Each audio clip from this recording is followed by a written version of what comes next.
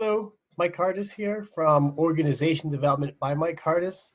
And as I've been working on developing this virtual content, I've been identifying that there's two paradoxes or two separate areas that I'm working on that are creating some challenges.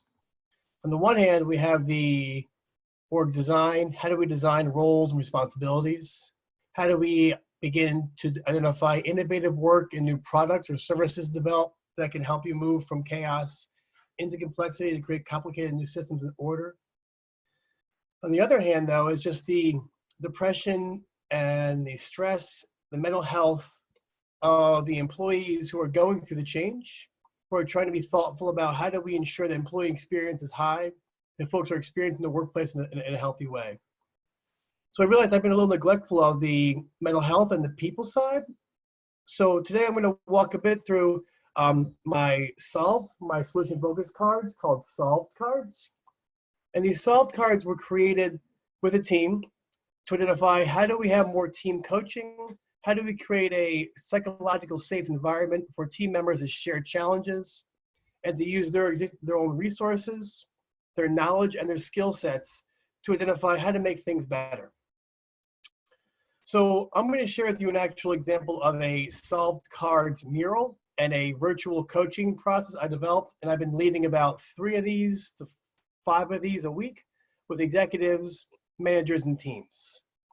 So I'm going to open the mural up. I'm going to show you how we used the opening, what are your best hopes from our talking together question to frame what the person's best hopes are. Then we walk through the solved method. Solved being S is situation, O is observation, L is level, V is validation, E is exceptions, and D is decision and direction. And then we create a way to kind of have them post a note or document with me on the virtual format what their next steps are or how to recognize their hopes. So I'm going to go into shared screen now and show you the mural. So as you can see here, this is the beginning piece. So if you and I are working together and we were being coached and I was working with you and you said, Mike, I want to work on some employee challenges or even identify what sort of skill sets and capacities you currently have to make things better in your workplace, we would go to this page and you can be on here with me in real time and we can discuss and work through the process. So the first part is, I would ask you, what are your best hopes from our talking together? And then from this, you'd be able to pull a sticky note and write down in real time what your best hopes are for talking together. I'm going to show you an example of an actually completed one. So then you would take that and then you would drag that onto our solved framework here. And so you'll see here, for example, I have taken the actual example from a CEO I coached who was having a challenging time with their CFO. I alternated the name to make it anonymous and make the example a bit less clear. So the person said what their best hope is, they'll have an idea of how to decrease my frustration with A is the person, and have an idea of what I can do to improve or eliminate our interactions, hoping to know what I can change or can't change. From this piece, the person then went into this section of questions here. These are the situation questions. They grabbed a situation question and they dragged it back into the format. And just so you know, they did the same for each of those. So they grabbed a situation question, and as you can see here, the question that I asked them was, based upon the hopes you have for our talking together, they want to work with A. Then we asked them, when you are accomplishing what you want to accomplish, what are you doing differently? Then they wrote down here on the post-it notes, and they actually said it out loud, and they wrote in the post-it notes, the responses. And you can see right here, these are the situation questions. And the power behind situation is once you define the hopes for our talking together, you've created some goals or metrics or progress points to move towards. So we framed what's best for you in your context. Then situation allows you to almost converge a little bit upon what will better look like when it's happening for you. The next set of questions we asked are the observation questions, and the person did the same process as before. They went the observation questions, chose it, brought it back. And the observation question was, What does progress look like in the next 10 minutes, 10 days, 10 years? Through the observation questions in the SOLVE framework, you're going from converging into, number one, identifying what your hopes are, then choosing an S question for situation. That's defining what the situation will look like, what things will be better. And the observation question is a diverging question. So in diverging, you're creating more possibilities.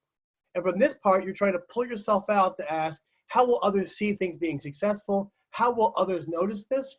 The observation questions are meant to break the spotlight you currently have on your challenge and think about it from multiple perspectives. So you see here the person wrote down that in the next 10 minutes will be staff meetings. Right? In 10 days, here's their responses. And in 10 years, they're looking at changing their CFO role. So we'll talk through that. I asked another clarifying question. Then we moved on to what are called level questions. And going through this converging, coming in, narrowing, diverging, going out, widening, converging process are each of the questions. Next step is what we call level questions. And level questions are ways to identify progress or current things that are working well for you. Because one of the big parts of solution focused is being able to identify what's working well, how you made those things work relatively well, and identify and fine tune all the differences that were happening when you found out what was working well. It's building upon small successes. It acknowledges challenges and failures. You'll see from the responses of the CEO talking about their CFO, some things were failures. That's okay. We recognize that problems happen, but what in those situations helped you cope or helped you be effective, or from those processes, how do you become stronger or effective or kind of move forward through those? The level question the person pulled was, where are you on a scale of 2 to 10? With 10 being you know exactly what to do, and 2 being the opposite. How do you know this? And you'll see here that the person chose a 3, which is fine. One thing to be thoughtful of is in the level questions, it's a subjective scale. But in here, you are converging upon metrics to figure out what's currently going well, how did I get here? Moving on to what we call validation. So next part in the V is situation, observation, level. Validation questions are trying to identify in the past when things worked well, or what's currently working well for you. You're trying to identify in your strengths, your coping mechanisms, and your talents, what validates what you're already doing. There's a reason for this.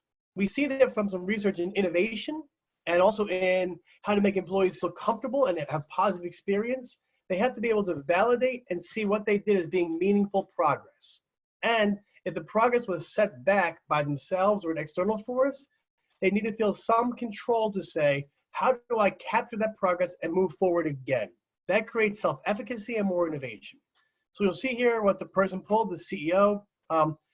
They pulled, in the past, when you've reached your limit, how did you find a way to do something different to make progress? At this point, they get a diverging. So now they're going from the level question, would cause them to kind of converge upon some specification. Now we want them to diverge out again and kind of go broad. So inside here, the past-based question on when you've reached your limit, how did you find a way to make progress? Has the person or has you think back to, I've gotten this far in my career. There are multiple things that have happened that have set me back. Yet I've been able to make progress in every step of the way. What did I do to make that happen? So from this, you're framing things are hopeful. What can we see taking place? And as you're defining what worked in the past, what worked in the present, and the small exceptions based upon your situation, your observation, your level, and your validation, you start identifying what are clues or indicators of what success looks like. And so you see here that one of my favorites was when the person responded, they said, hey, in the past, when I had challenges, I kept adjusting my actions until I noticed some small behavior change that worked. So again, it's rapid iteration. It works. Next part, we go into what are called the exception questions. So now we are going into a way to identify what parts of the challenge are already working well for you. So exceptions go into identifying what's working well, what are the things worked well for you in the past, what are the small times that they're going pretty well for you. In this, inside the solution focus, there's a belief that the problem itself is not always happening. That there are times when the problem is less than or different, and inside those exceptions, if we can find what's happening, we can capture those exceptions, we can then build upon that. I tend to call those small cracks in the walls. It's like water trying to get through the crack. It keeps pushing and pushing and pushing until it finds a crack. Once it finds that crack in the wall, we can exploit that and figure out how that happened. So again, in this part, the CEO pulled the exception question of what is currently working well to amplify and what is not working well, it should be dampened. And this was almost an aha moment. When I was talking to the CEO, they went, Mike, goodness gracious, it's weird that when I partner person A with employee X, we're using A and X as names here, suddenly things get better. I wonder if I can do more of that. In a short-term solution, she found what works. The CEO put a process in place and thinking, can I do more of that? Another example is when A and I talk, things are better for a short period of time. I need to keep closer contact and increase keeping A focused so the rest of the company is not thrown off. So these are not gigantic aha moments, but they are small examples of what's working in your daily life or in your daily challenges that can reinforce to make things better for you and to make the challenge get lesser, to create new breakthroughs and outcomes. The last part is what we call decision and direction questions. So at this point, they're pulling into identifying what they want to do, what's working well for them. Again, the same process. They pulled the card from the section of cards I showed you earlier. They dragged the card into here. And from that, they wrote the answers on the Post-it notes, and we talked out loud about them. The nice thing is by doing this virtually online, we can have a give and take and a back and forth where they can document things, and then I can send a screenshot off to you as a way to remember what happened and to kind of keep the process here. And if you buy the solved cards, then you can kind of have this template as yourself to work through and to kind of keep saying, how can I do this? So you see the card they pulled for decision and direction. Someone else in the room knows the answer to your problem, but they cannot directly tell you. How will they support you in discovering the solution? And I think these were some good parts. And they talked through it, and we discussed this. The final piece we talk about inside the coaching process in the solved method is once we have all these things put into place, we then try to figure out how the person will recognize their hopes being achieved. So we walked through each of the questions in the solved methods. We went through identifying what your best hopes are for our talking together.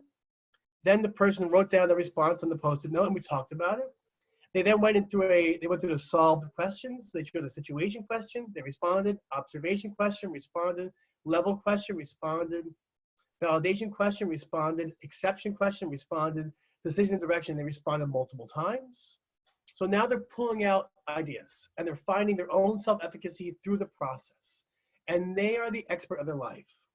You, in your challenge and problem, know your life. I know how to create a process and structure to help you with that. That's where we co-construct reality and solutions. So you'll see here that how the CEO recognized their hopes are being achieved is they wrote a feeling response, which is okay. So I'll feel an internal calmness that will be seen by me, keeping focus on company growth and team needs, as opposed to accommodating person A. When to keep A effective, and I will meet with A every week to review and chart team $ goals, finance goals, develop an internal executive team finance, plus human resources, plus human learning and development, legal, compliance, quality assurance, staff support, and staff experience assessments, sharing the data from the assessment of the employees and customers, of all support functions to show up and down trends in the executive team meetings, and encourage person A to work with his team member X, where they, I think, work pretty well together, and write key result areas for the company growth on what finance will need to be effective in the present and the future. So as the person worked through all these things, and you'll see from the solved method and this overall chart here,